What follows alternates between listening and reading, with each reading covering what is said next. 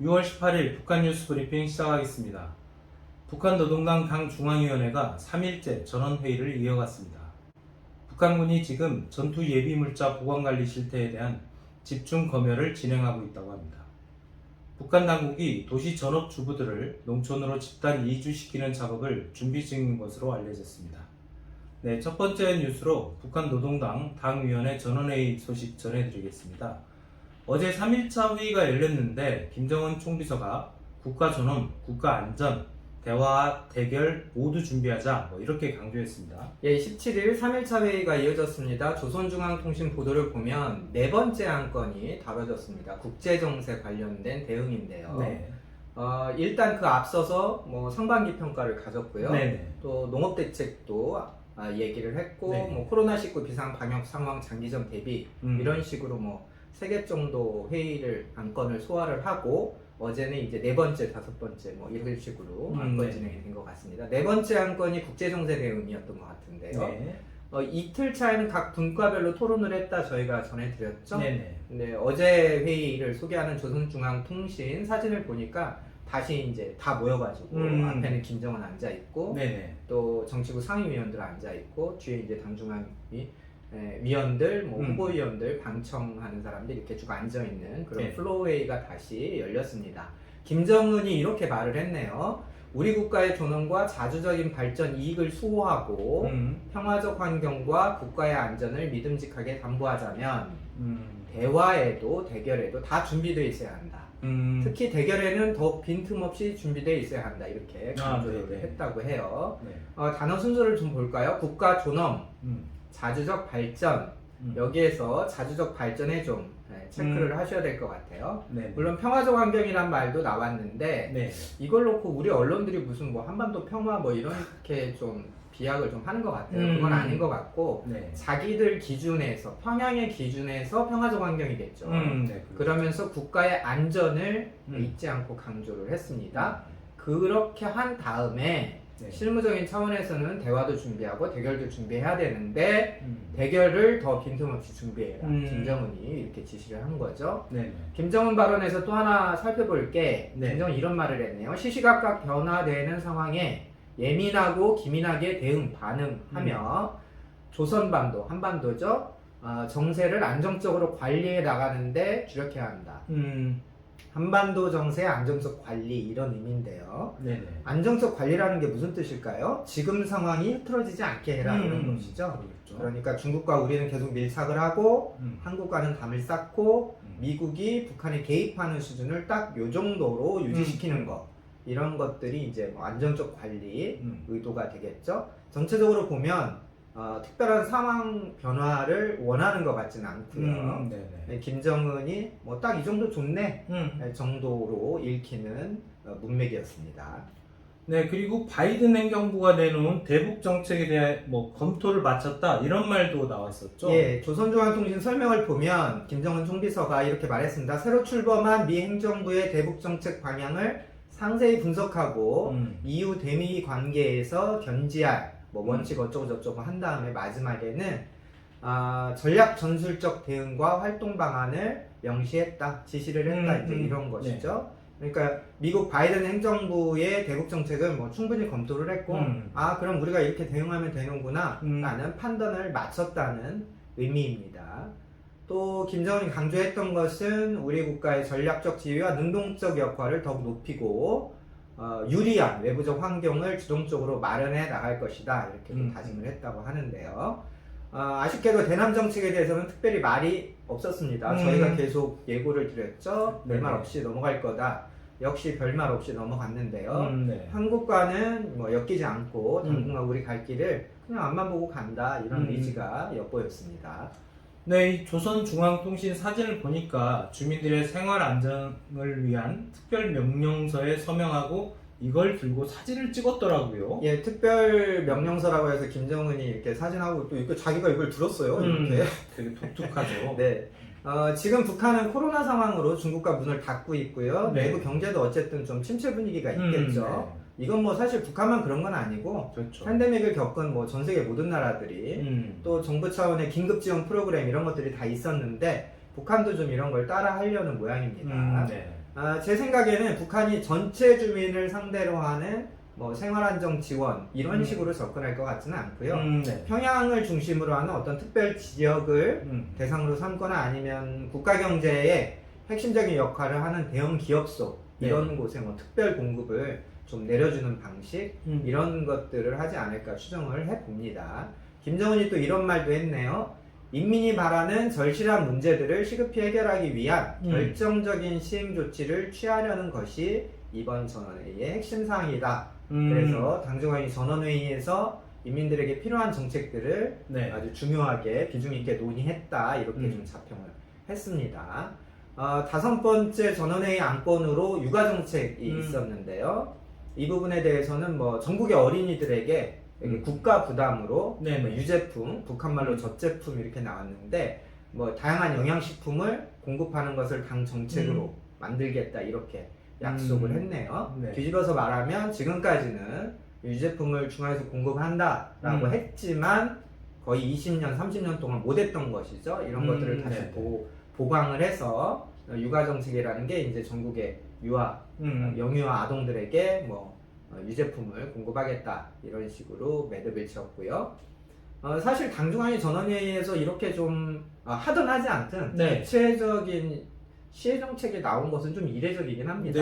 항상 뭐 자기들 생각에 이념적이고 조직적인 굵직굵직한 문제들만 다뤘는데 이번에는 좀 디테일한 그런 부분까지 거론하고 논의를 했던 것 같고요. 마지막 안건이 당 조직사업 문제인데 이 문제는 뭐 조선중앙통신에서 별 언급이 없었어요. 모든 안건이 논의를 됐다고 뭐 하는 걸 보니까 토론 자체는 끝난 것 같은데 조직 문제에 대해서는 그 결과 보도가 없습니다.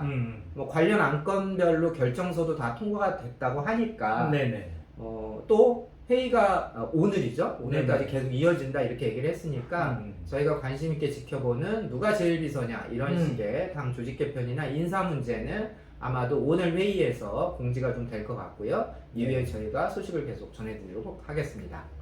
네, 다음 소식입니다. 북한에서 당 중앙군사위원회 명령으로 군이 보유하고 있는 전투예비물자 보관관리 실태에 대해 집중 검열을 시작했다고 합니다. 자유아시아 방송이 17일 보도를 했죠. 예, 당 중앙위 전원회의가 지금 열리고 있는데 이전에 지난주 11일이었죠. 사실 노동당 중앙군사위원회 제8기 2차 확대회의가 이미 열렸습니다. 그렇죠. 예, 그래서 이제 이번 전원회의 때는 군사 문제는 특별히 논의를 하지 않는 걸로 군복 입은 사람들이 회의 주재하니까 몇몇 언론들이 공개는 하지 않고 국방 군사 문제도 논의한 거 아니냐 이렇게 좀 추정성 기사를 썼는데 제가 보기엔 그건 좀 잘못된 추정입니다. 예, 어쨌든 지난주에 이미 당중앙 군사위원회를 열었는데 당시 어떤 결정이 내렸는지는 당시에는 북한 매체들이 보도는 하지 않았어요.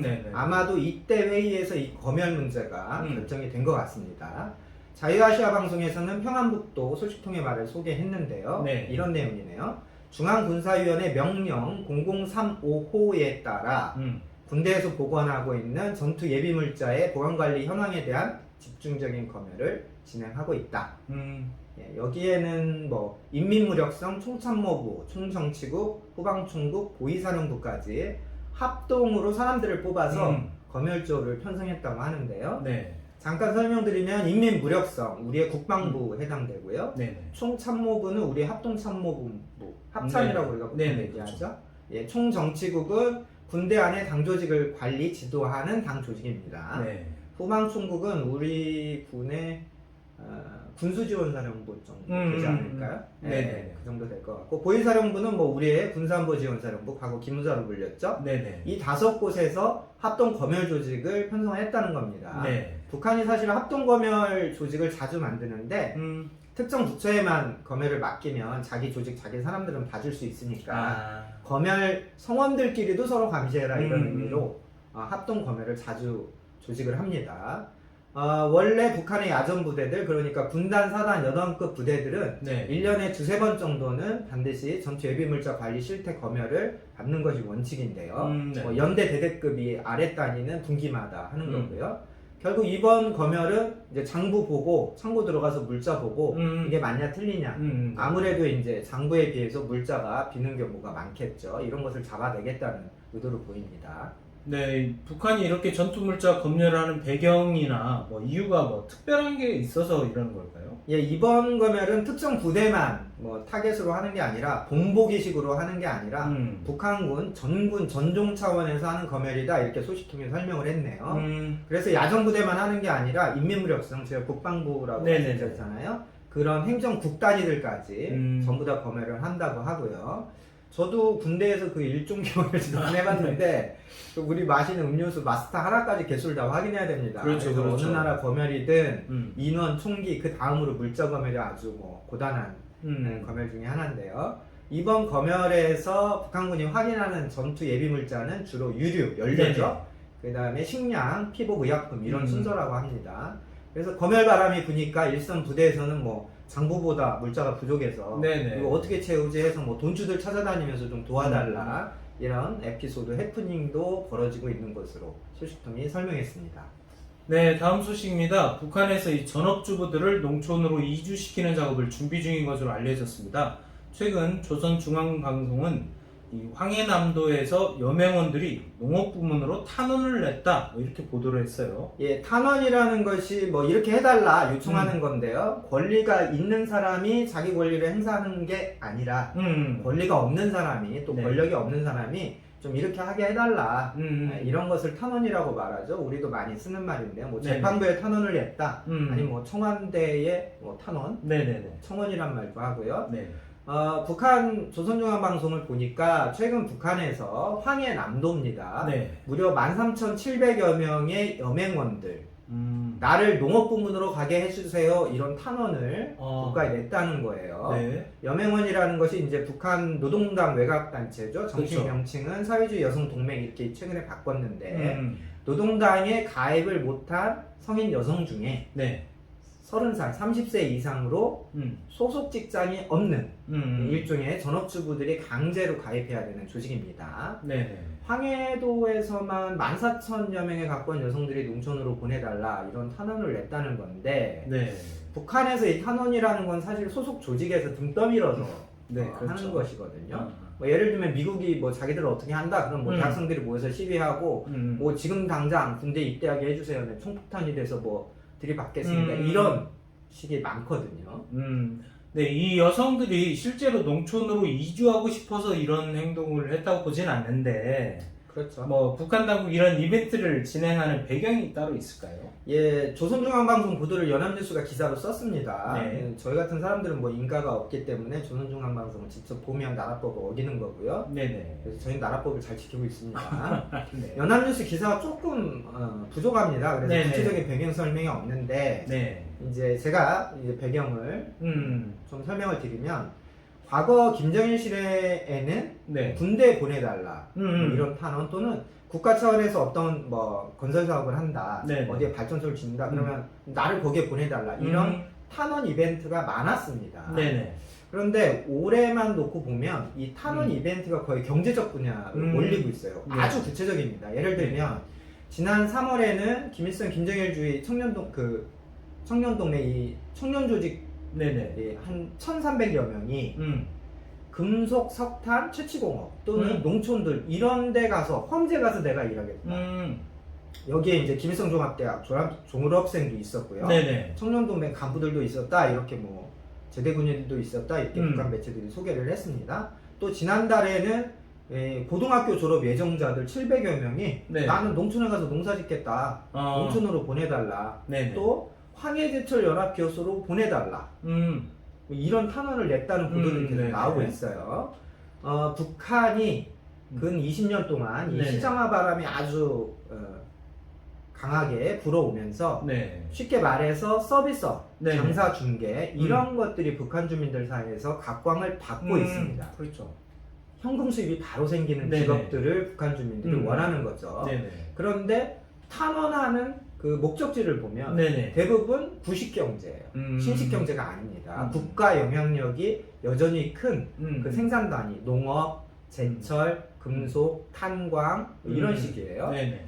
어쨌든 이런 걸 보면 북한 당국의 노동당의 노동정책에 새로운 변화가 좀 있구나 이렇게 좀 느껴야 할 부분이 있습니다. 왜냐하면 북한도 이촌향도 흐름이 아주 강하거든요. 그러니까 어떻게든 농촌을 좀 떠나서 도시로 가야 한다. 도시로 가야 장사도 하게 되고 간부들과 인맥도 쌓게 되고 어떻게든 먹고 사는데 유리하다고 보는 거거든요. 네네. 특히 여성들 같은 경우에는 젊은 여성분들은 확실히 농촌보다는 도시에 대한 선호도가 높습니다. 네. 또 한편으로는 이 북한이 전체적인 생산 가능 인구가 감소하게 되면서 농촌에도 좀 인력이 물리적으로 좀 부족해지는 거예요. 네네. 노동 인력이 계속 줄거나 빠져나가기만 하고 인입이 안 되니까 북한에서는 농촌에 농장원이 되는 건 우리 엄마 아빠가 농장원이면 나도 농장원입니다. 네, 그렇죠. 그런데 이제 위에서 이주해버리거나 빠져나가게 되면 남는 2세들이 계속 줄게 되겠죠. 네네. 또 요즘에는 아이도 많지 않기 때문에 어쨌든 14,000명의 여성을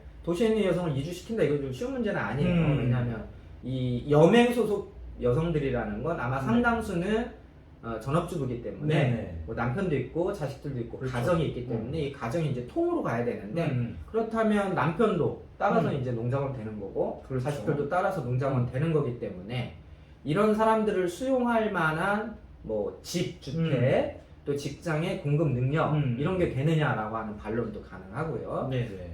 결론적으로는 김정은 시대에는 당이 국가사업 전반을 장악한다. 경제 문제도 당이 주도한다 이런 확고한 분위기가 서고 있는데 이제는 그런 국가 지도력, 당의 지도력이 네. 노동력에 대한 재편성 과거의 시대처럼 다시 국가가 개개 노동력을 장악하는 방향으로 확실히 좀 힘을 얻고 있는 것 아니냐 이런 추정이 가능해 보입니다. 네, 오늘 북한 뉴스 브리핑은 여기까지입니다. 감사합니다.